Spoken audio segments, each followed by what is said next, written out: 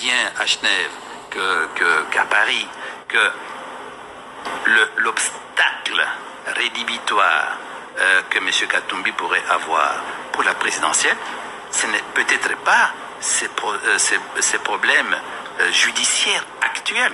Pas ces problèmes judiciaires, comme je vous ai dit, le magistrat du parquet peut décider de classer le dossier pour lequel il est toujours interrogé, tout comme le juge d'appel, puisqu'il a fait appel dans le dossier de sa condamnation, le juge d'appel pourrait prendre une décision contraire. Si le juge d'appel dit qu'il est innocent et que le ministère public ne va pas en cassation contre cette décision-là, il devient libre. Si le magistrat instructeur du dossier décide, disons, de classer le dossier pour une opportunité de poursuite, ça s'arrête. Donc c'est ce que j'ai expliqué. J'ai dit, le problème de fond qu'il a, c'est la Constitution.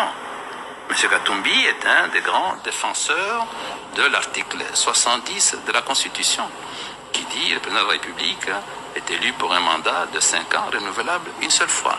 Mais tous ceux qui invoquent l'article 70 de la Constitution oublient d'autres articles de la même Constitution.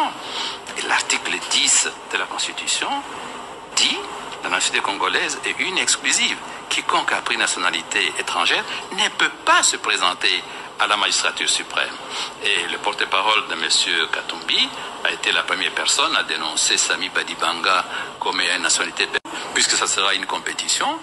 Beaucoup d'adversaires dans une circonscription électorale vont se charger, en fait, disons, d'enquêter. Il est évident qu'une fois que la CENI, pour les autres candidats ou la Cour constitutionnelle, s'agissant de la présidentielle, auront les preuves, mais la CENI devra agir en conséquence, ça c'est clair.